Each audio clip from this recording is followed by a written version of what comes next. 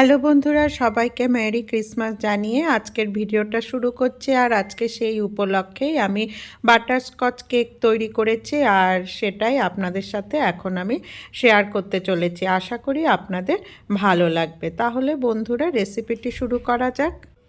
আর বন্ধুরা, এই যে আমি প্রেসার কুকারে কিছুটা লবণ দিয়ে তার উপরে একটা বাটি দিয়ে দিয়েছি কিছুক্ষণ গরম করব বলে। 10 মিনিট মতো গরম করব। আর এই লবণটা আমি বেশ কয়েকবার বেক করেছি, যার জন্য কালারটা এরকম। তারপর আমি যেই পাত্রের মধ্যে কেকটা তৈরি করব সেই পাত্রে আমি কিছুটা বাদাম তেল লাগিয়ে নিলাম। তার উপরে আমি ময়দা দিয়ে গোটা বাটিটাকে কোট করে নিলাম। তাহলে কেকটা পুড়বে না বা বাটির সাথে লেগে যাবে না। ইচ্ছা করলে বাটার পেপারও দেয়া যেতে পারে বা এমনি যে কোনো সাদা পেপারও দেয়া যেতে পারে। আর এই যে এখন আমি বাটার মিল্ক তৈরি করার জন্য একটি মিক্সিং বোলের মধ্যে হাফ কাপ দুধ দিয়ে তার মধ্যে 1 টিস্পুন আমি ভিনিগার দিয়ে দিলাম। দিয়ে আমি মিশিয়ে কিছুক্ষণের জন্য ঢাকা দিয়ে রেখে দিব। আর এই যে আমার বাটার মিল্ক তৈরি হয়ে গিয়েছে। এখন আমি এর মধ্যে দিয়ে দিলাম হচ্ছে 1/4 কাপ তেল। এখানেও আমি বাদাম তেল ইউজ করেছি। তো দুধের মধ্যে তেলটা আমি ভালোভাবে মিশিয়ে নিচ্ছি। তারপরে এখন আমি এর মধ্যে দিয়ে দিলাম হচ্ছে হাফ কাপ চিনির পাউডার। তো আমি এমনি চিনিটাকেই পাউডার করে নিয়েছিলাম মিক্সি জারের মধ্যে। তো এখন আমি এই পাউডার সুগার আর হচ্ছে তেল আর দুধ ভালো করে মিশিয়ে নিচ্ছি। মিশিয়ে নেওয়ার পর এর মধ্যে আমি 2-3 ফোঁটা বাটারস্কচ এসেন্স দিয়ে দিলাম। তারপরে এখন আমি এর মধ্যে দিয়ে দিচ্ছি হচ্ছে এই 2 ফোঁটা মতো ইয়েলো কালার, কারণ বাটারস্কচ কেকটা ইয়েলো কালার হলে ভালো লাগে। ইচ্ছা করলে আপনারা স্কিপও করতে পারেন। এখন আমি একে একে ড্রাই ইনগ্রিডিয়েন্টসগুলো মিশাবো। তার জন্য আমি 1 and 1/4 কাপ ময়দা দিয়ে দিলাম।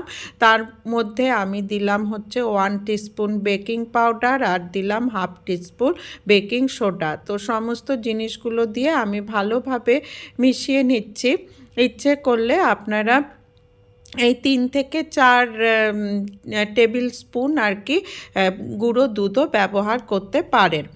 তারপরে এই যে আমি সমস্ত জিনিসগুলো ভালোভাবে মিশিয়ে নিচ্ছি। তারপরে এখন আমি এর মধ্যে 4 টেবিল স্পুন মতো দুধ দিয়ে দিলাম, লিকুইড দুধ।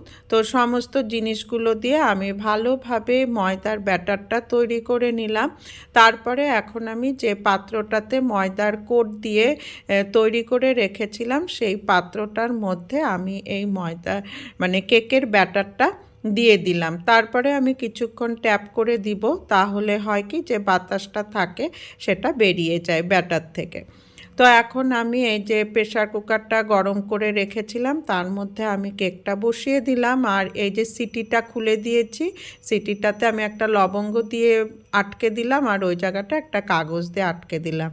আর এই যে দেখুন কেকটা মনে হচ্ছে রেডি হয়ে গিয়েছে। আমি এখন দেখার জন্য একটা চামচ দিয়ে দেখলাম, তো দেখলাম যে চামচের গায়ে কিছু লেগে নেই। তো কেকটা হয়ে গেছে আমার মোটামুটি 35 মিনিটের মধ্যেই কেকটা হয়ে গিয়েছে। তো ঠান্ডা করে নিয়ে আমি এই যে কেকটা নামিয়ে নিচ্ছি। কেকটা আমি বের করে নিব এখন। ঠান্ডা হয়ে গিয়েছে কেকটা। আর এই যে দেখুন কেকের কালারটা কি সুন্দর এসেছে।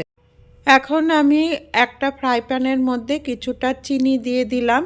চিনির ক্যারামেল তৈরি করব দেখে আমি এখানে কোনো প্রকার জল ইউজ করব না। মানে চিনিটা গলতে যতক্ষণ সময় লাগবে ততক্ষণ ধরেই ক্যারামেলটা আমি তৈরি করব। এই যে ক্যারামেল আমার রেডি। তার মধ্যে আমি আধা ভাঙা আলমন্ড আর হচ্ছে চীনা বাদাম দিয়ে দিলাম। দিয়ে এখন আমি একটা প্রলেপন তৈরি করব, যেটা দিয়ে আমি কেকটাকে ডেকোরেশন করব। আর এই যে আমি তেলটা এই থালার মধ্যে আমি তেল লাগিয়ে রেখেছিলাম, তার উপরে আমি বাদামের এই প্রলেপনটা দিয়ে দিলাম। এটা আমি আধা ঘন্টার মতো রেখে দিব।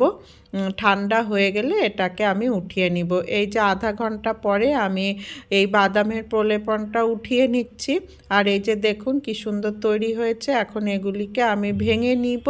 ভেঙে নিয়ে কিছুটা মানে ভেঙে নিব, পুরোপুরি একদম গুঁড়ো পাউডার করে নিব না। এই যে ঠিক এই রকম হবে। আর এই যে আমি যে কেকটা তৈরি করেছিলাম সেই কেকটাকে মাঝখান থেকে 2 টুকরা করে নিয়েছি, আর কেকের উপরের অংশটাও কিছুটা মানে কেটে ফেলেছি। তারপরে হচ্ছে আমি এই প্রতি টুকরার মধ্যেই চিনির সিরাপ দিয়ে দিচ্ছি।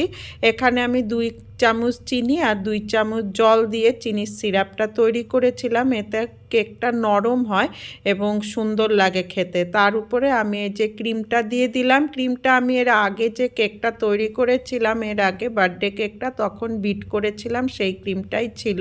তো সেইটা দিয়েই আমি বাটারস্কচ কেকটা তৈরি করছি।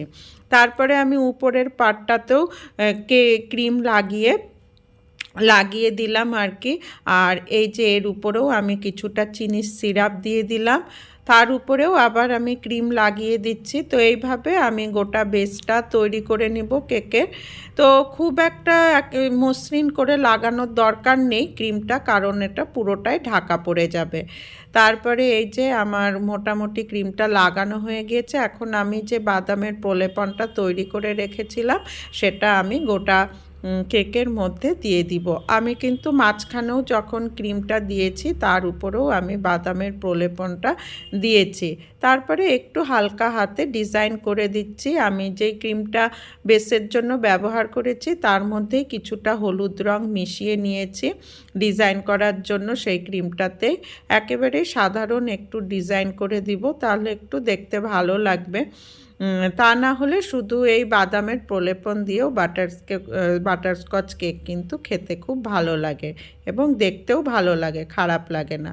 তো মোটামুটি আমার খুবই সহজ পদ্ধতিতে সিম্পল একটা ডিজাইনে বাটারস্কচ কেক তৈরি হয়ে গেল। আশা করি বন্ধুরা আপনাদের ভালোই লেগেছে। যদি ভালো লেগে থাকে তো অবশ্যই একটা লাইক করবেন, শেয়ার করবেন আর কমেন্টস করে জানাবেন কেমন লাগলো। আর এই যে আমার বাটারস্কচ কেক রেডি, খেতে কিন্তু খুব সুন্দর হয়েছিল। তো বন্ধুরা আজকের মতো ভিডিওটি এখানেই শেষ করব।